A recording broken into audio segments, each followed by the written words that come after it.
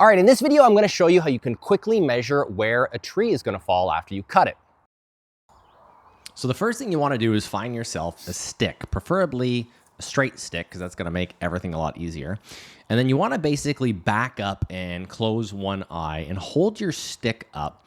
And then you're going to reposition your body or your arm closer to your face until that stick covers the entire height of the tree that you want to cut. So it wants to cover it from the bottom all the way to the top.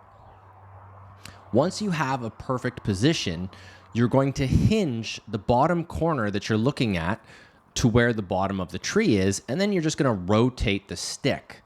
And wherever that stick ends is going to be very close to where the tree is going to fall. And in this example, if I'm wrong, I'm going to risk dropping this tree on that power line right there. So we'll put this to the test.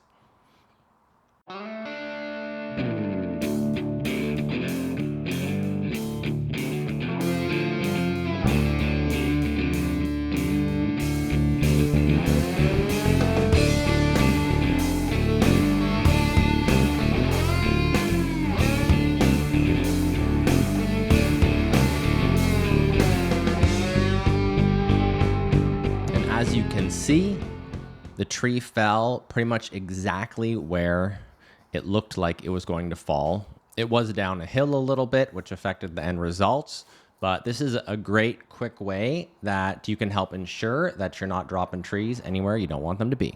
If you've always wanted to know how to sharpen your own chainsaw, I've got a video for that.